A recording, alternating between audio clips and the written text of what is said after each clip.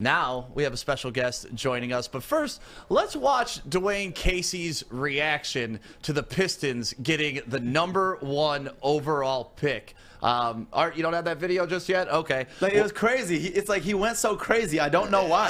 I don't know why. I have no clue why he went so crazy in this video, but that is the reaction that literally all of us in the entire city of Detroit had, because it was just a celebration. Something that never happens for Detroit happened. It hadn't happened in 50 years, and this morning we're joined by the one, the only Detroit Piston head coach, Dwane Casey, in the building. Thank you. Coach, actually, I think he pronounced your name wrong. What's that? Is it Coach Dwane Casey or is it Coach Dwane Cade E? No, I don't know that second name. But my first name is Casey, but guys, great to be here. I've heard a lot about your show and was Joy on 4th of July, and he was sober and was behaving himself. But no, you speaking of the video, I totally made a fool out of myself, and without shame. So it was a lot of fun that night. I had a chance to have my family there. Had our front office, scouts were there. We were at the Chicago Combine. So great night, a lot of fun, and great for the city of Detroit. Yeah, it's awesome. Experience something like that. So the first time in 50 years that the Detroit Pistons are going to have the #1 overall pick in the draft. What does that do for just like the buzz inside the building for a franchise? Well, it's a lot. I think they sold like $400,000 worth of tickets in 10 minutes. Wow. Yeah, that night once we got the pick, so that, Tom, Mr. Gores likes that. But, Yeah. a lot of fun from that standpoint. And again, bouncing back from a COVID season, an empty arena, and to come into that is really, really exciting. Now, we'll say this, it doesn't guarantee we're going to be NBA champions next year, but it does put you in a situation where your franchise is going forward on a positive note for years to come. Two people that we talked about at that 4th of July party that I really wanted to talk about because it was really good insight was when you were talking about Sadiq Bey and Isaiah Stewart and just the assessment of them as individuals and athletes and what them being a part of the USA team is going to do for them in their development. Well, it's unbelievable, Joey, in the fact that, I was out there at the workouts and practices, and they fit in. It wasn't like they were these JV guys or freshmen in high school playing against the varsity guys. They were right there in the mix. You would not know that they were rookies or first-year guys going through that. So that was something that I was impressed with. And I go back to when I had DeMar DeRozan and Kyle Lowry that made the select team back when they did and then went on to the Olympic team. When they came back from that experience, they were off the charts with their confidence, knowing what to do, knowing how to play, and having the confidence that they've played against the best guys in the world. And it was a great experience to boost their confidence and abilities to go forward.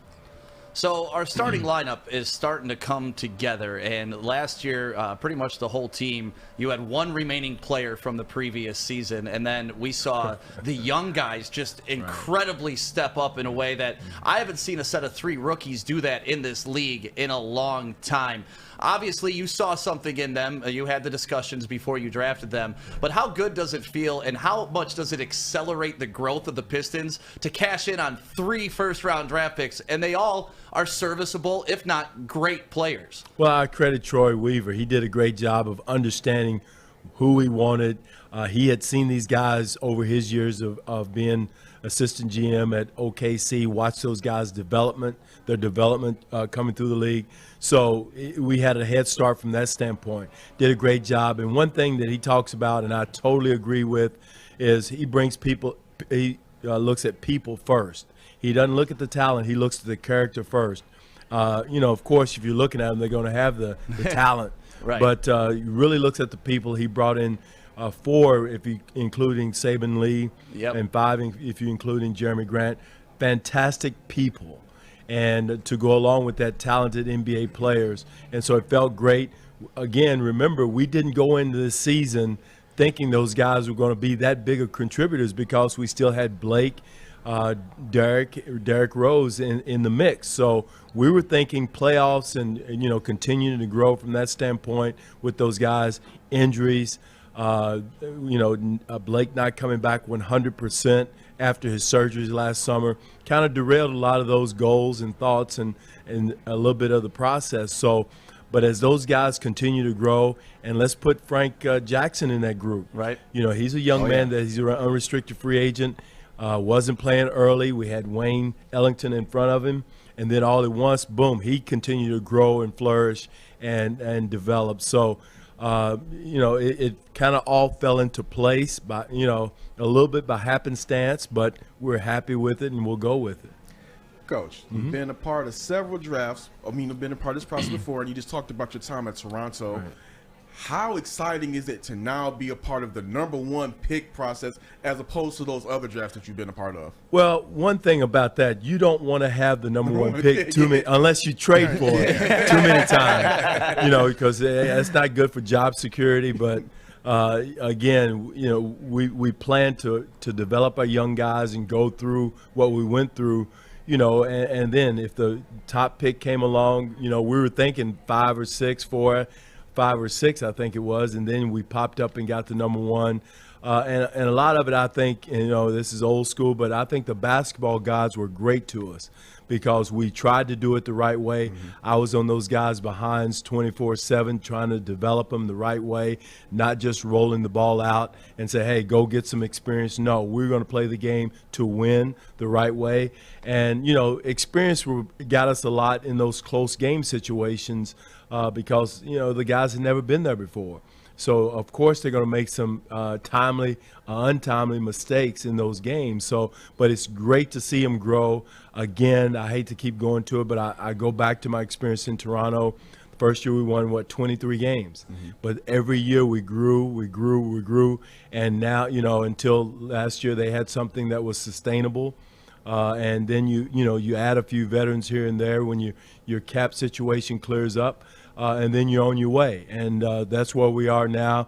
We're on that road to, that you can see the light on the highway and on the road as we go forward. Well, now, I want to just get one thing more. A lot of fans around here, everybody's got the buzz going about Cade Cunningham potentially being the #1 pick. Right. But I will say the night that you guys got the #1 pick and Troy Weaver talked about there were 4 or 5 guys you were looking at. It set off a little bit of a firestorm with some people. What are some of those guys that what do you feel about that? What are some of those guys that you are potentially looking at, and how do you feel about them? And Troy is so true, and I know our fans. We have the best fans in the NBA with the Pistons. You do. And Troy says it a lot, restore. This organization has seen success, has had success, knows what it looks like, tastes like, feels like. But with that said, they're cramping for, they're cheering for Cunningham and that type of thing. But there's 4 really good prospects, the top 4 guys in Sugg, Green, and Mobley, and Cade in the process. And you have to go through the process. You have to be true to the process, just like we did to develop our guys this year. And then the basketball guys have a way of riding the ship, whichever way that is, and the best person will come out of that. So there's 4 really good top 4 picks that in any year you could really consider them as the #1 pick. And it's going to be a hard decision by our organization, and it will be an organizational decision. I hope our fans, whoever we get, will continue to cheer. But again, you have to go through the process to make sure you don't leave any stone unturned. So a question for you. Obviously, you can't be committal on who you're going to take. The draft is next Thursday. But when you watch a Cade Cunningham, because obviously you've done your due diligence on these guys too, what do you see are the strengths of his game, and does he have weaknesses as well? Well, of all the guys, all of them, first of all, are good people. All 4 young men. Joe Dumars, no knucklehead rule. Well, no knucklehead. Yeah. No knucklehead, no, I can't use the other words, but they're no knuckleheads in the group, and one, Cunningham is long, he's big for a wing player, so he possesses that, as is Green, as is Sugg. Those guys are big guys, and meeting with them and talking to them, they're all big guys, and length, and their basketball IQs are off the charts. So all 4 young men fit that mold, fit the criteria that we're looking for in that area. For Detroit sports fans, we've heard the term rebuilding and retooling and trusting the process, and it was hard until recently when you and Troy really just last year just reeled us all in as fans. But Pistons Twitter, I feel like, hacked the top. I don't know. Take Cade Cunningham. They were sending a message to you. Well, they hacked our screen, so I apologize about that. No, that's okay. That's okay. I understand it. And like I said, we have the great fans, and everyone has their opinion. I think that's exciting too for our organization to have that type of razor-like focus on the draft. But I totally agree with Troy. We got to be true to the process, go through it, make sure we don't lose anything in the process, and get a great look at each one of those young men as we're bringing them in and talking to them and meeting with them. And we've all, so those things we have to do as an organization, because you don't want you don't want to lose anything in the process. And the thing too is, we got that number 1 pick. Obviously, we all know, we're aware, and that's going to be the best part about this entire draft. But I'm most excited because in last draft, the later drafts were the ones that really just surprised all Pistons fans. And now we're looking in the second round at 37, 42, 52. How do you guys assess that late in the draft who you guys want? And I tell you what, we have one of the best scouting staffs in the league. And Troy, his background is in the talent evaluation department. He has it as far as seeing players and seeing things in players that a lot of times I don't agree with or don't see, but boom, there it is. So. You trust that. You trust the process we're going through. We've brought all those young men in. We've put them through the car wash and talked to them and physicals and took them through psych tests and the whole 9 yards. And so that's what you have to do, not only for that first pick, for those last picks that you have. And you hope to come up with a Saddiq Bey and Isaiah Stewart or Saban Lee or Frank Jackson in that process. What an amazing draft, man. What a class. It's you talk about in any year you bring one of those guys in, you're happy. Right. So, and we were very fortunate enough, and again, there was some trades that happened there with Luke Kennard, and who was in talent. So you did, traded away some players, some talented players in that process to get that. So, again, in those late picks, Joey, we hope to get a diamond in the rough. And again, don't forget, we're bringing our G League team into Detroit. And for our fans who are, putting those signs up, take Cade and all that, they will be able to enjoy watching some of these guys grow as our minor league team right here over at Wayne State. Mr. Gores is building a brand new facility over there that's state of the art. They will practice at our practice facility with our players right after we're through. So I'll be able to sit there and watch our young players or players we're bringing in as G League players. So it's going to be an exciting time, not only with the Pistons, but for the Detroit Crews that we have right there, Motor City Crews. Let me say it right. Yeah. Right there here in Detroit. Now, you segue right into what I wanted to get into. You talked about Saddiq Bey and Isaiah Stewart, guys you got in the first round, because I don't know if you seen the Woodward Sports draft party last year when you got Killian Hayes, like, all right, we're done, we're good, and then boom, you turned it back in there. Now, there's a consensus among some fans that outside of the top 4 players that you mentioned, that this draft is kind of so-so. Do you feel that way going into your scouting? No, this draft is not so-so. There's going to be some players down through the draft that are going to be big-time players. And, all the time everybody focuses on the top 4 or 5 guys, but as you go down, there's going to be a Saddiq Bey, there's going to be an Isaiah Stewart somewhere down the draft, and that's why you go through the process. That's another reason why you have to scrub the board and make sure you don't miss anything. If we had just stopped, like you said, at Killian Hayes, we wouldn't have had Isaiah or Saddiq Bey or Saban Lee. So That's why you do that. We owe it to our organization. We owe it to the process, the man hours that our scouts have put into going out, watching these young men for 2 or 3 years to make sure. We all can see. Stevie Wonder can see who the top 4 guys are, but it takes the process to go through to make sure you scrub and don't miss Saddiq Bey or Isaiah Stewart throughout the draft. Yeah, another guy I've heard the Pistons have been high on is Book Knight. That's a guy that's a pure shooter that people have been saying could be the next great big shooter in the league. Right. Very smooth, and that's a guy that potentially we could use those other assets to trade up and get, because he's not going to be there in the second round. Right. But he'll definitely be there, kind of where we got Saddiq Bey, kind of where we got Isaiah Stewart. So if some trades or things happen, guys like that will be there. So again, we understand where we are and who we're really looking at, the top 4, but again, there's other situations that will present themselves.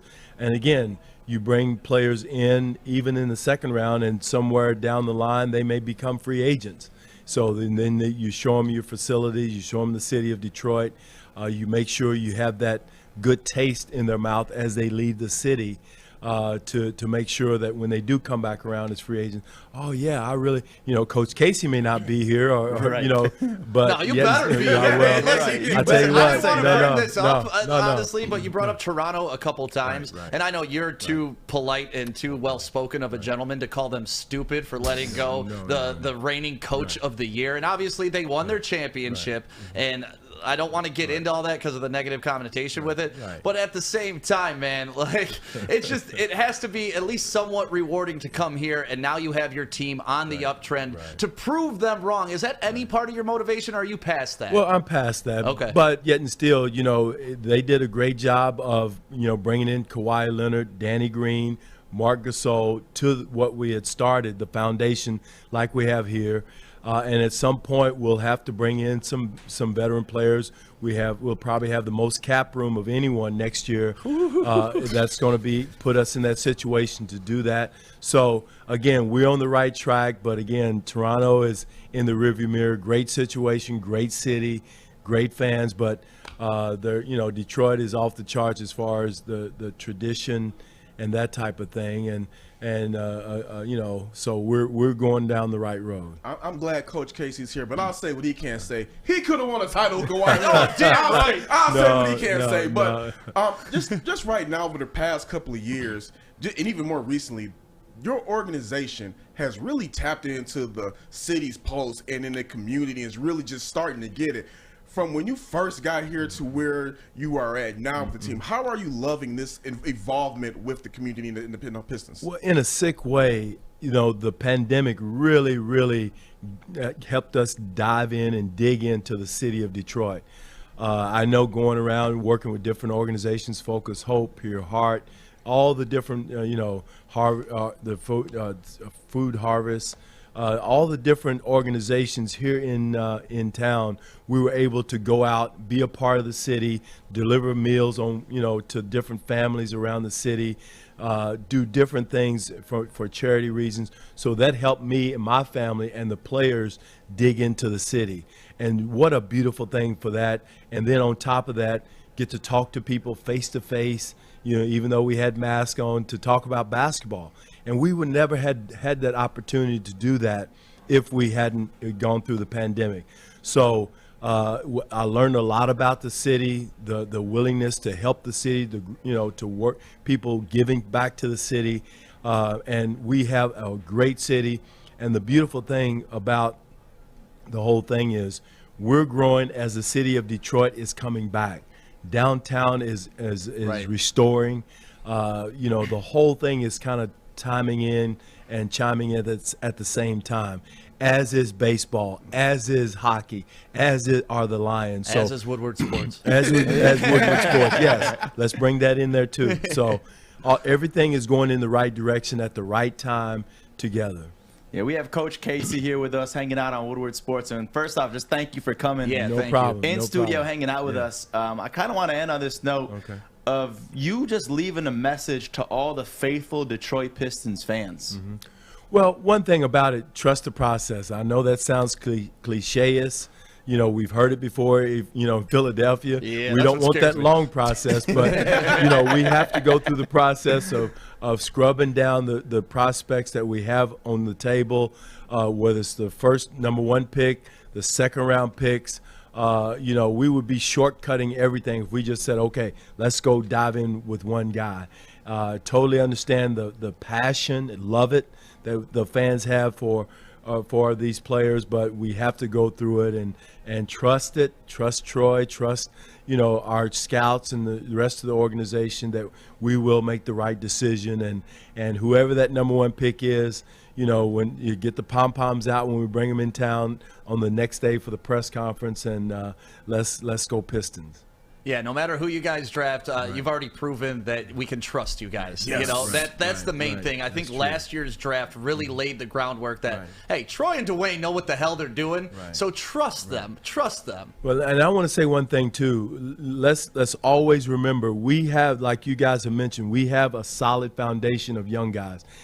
Whoever we pick at that first pick is not going to come in and supplant Isaiah, Sadiq, and Jeremy and the young guys. We have that. It's going to be a piece of it won't be the puzzle. It'll be a piece of the puzzle as we grow forward. And it's exciting to have the number 1 pick to come in and say that this is going to be a piece to go with the young guys we already have. I just think of your starting 5 potentially next year, and I'm throwing Cade in there. Like Okay, we automatically go ahead. drafted, but you have Killian, you have Cade, you have Sadiq, you have Jeremy, Grant. and then you have Beef Stew. Like that is a awesome. solid starting 5. Yeah, and you still have Frank Jackson still there. Yep. Hamid Diallo's. Both those guys are restricted free agents. We still have to sign, but those guys are on the table too. So you adding some young talent again. It would be another step to get to where we want to go to. It's not going to get us to overtake Brooklyn and Philadelphia right away, but they'll be able to feel us coming behind them. I love how you didn't say the Bucks. And the Bucks. There you go. The Bucks. See, there you go. That's but they're going. All those teams are going to be right in the conversation. So, Coach Casey, you're one of your latest hires, and it's pretty cool to say that you hired Big Sean as your new creative director to the organization. Right. He was the first one ever to help Woodward Sports get off the ground up and running. Right. He recorded a video for us, and the big thing that he said at the end was, Woodward Sports Network, let's go! There you go. So we need Coach Casey to do one for us that we can play in every one of our shows here on out on the Woodward Sports Network. All right, Woodward Sports, let's go. Yeah, there you go. There you go.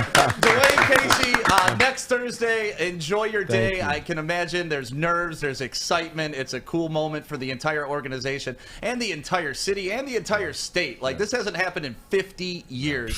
We have the number 1 overall pick, so thank you for giving us your time this morning. We appreciate you coming in, and best of luck next Thursday. And no matter who you guys draft, we trust you. Thank you. Joy, a trick question. Who was the 50 years ago? Who was the pick? Dang, I remember the name, too. Come on.